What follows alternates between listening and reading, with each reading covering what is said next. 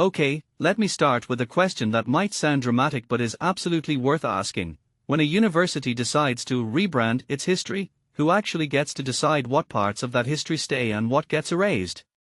Because right now, in Edmonton, Alberta, there's a full-blown cultural war happening at Campus St. Jean, and it's raising some seriously uncomfortable questions about memory, identity, and who gets to control the narrative when history becomes inconvenient. So here's the deal. Campus St. Jean, a French-language institution affiliated with the University of Alberta, recently underwent renovations that removed key historical elements celebrating its francophone roots. The historical room with artifacts from its founding by the Oblates of Mary Immaculate. Gone. A brick mural featuring a missionary priest and the fleur-de-lis? Covered up. A separate graduation ceremony called the Ceremony of Light. Cancelled. And let's not forget the alumni chapter being shut down. On paper, the administration calls this reconciliation and decolonization. But the local francophone community, they are calling it cultural erasure. And honestly, both sides have a point, but that's exactly what makes this so messy. Let me unpack this. Personally, I think the Oblates' role in Canada's residential school system is undeniably horrific. The fact that some priests from St. Jean were named in abuse allegations, that's not up for debate. But here's where the nuance gets lost. Erasing physical reminders of that history without replacing them with context isn't reconciliation, it's amputation. The university's argument that they are creating neutral spaces feels like a cop-out. If you're going to confront painful history, you don't just wipe it away, you contextualize it. You teach it. You let students engage with the discomfort.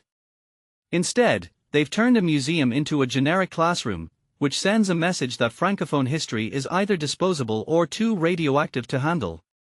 Now, what many people don't realize is that this campus isn't just some random outpost, it's the largest French-language university west of Winnipeg.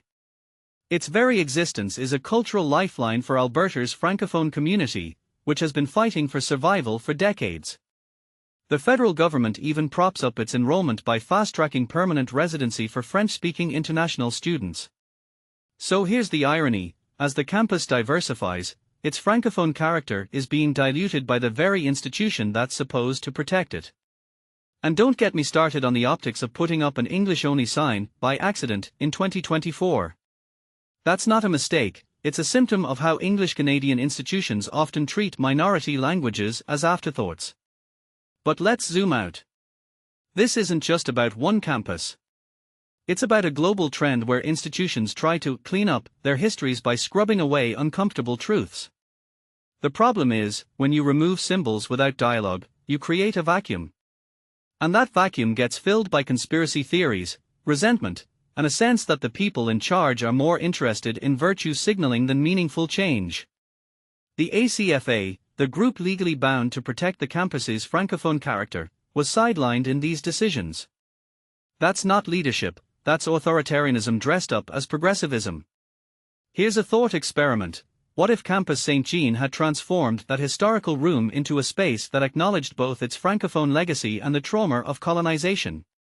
Imagine exhibits that showed the Oblates' contributions to education alongside their role in residential schools. Interactive displays where students could engage with primary sources instead of being told what to think. That's not just possible, it's necessary. Because the alternative, erasing the past to feel morally superior, is lazy and divisive. At the end of the day, this conflict reveals a deeper truth about identity in the 21st century. We're all struggling with how to hold multiple truths at once. The francophone community isn't monolithic, they are grappling with their own colonial legacy while fighting to preserve their culture. The university isn't just apologizing for history, they are trying to build a future. But without inclusive, transparent processes, these changes feel like betrayal. So here's my challenge to administrators everywhere: don't just tear things down. Build something better, with the people whose history you're claiming to honor. Otherwise, you're not decolonizing. You're just colonizing the past all over again.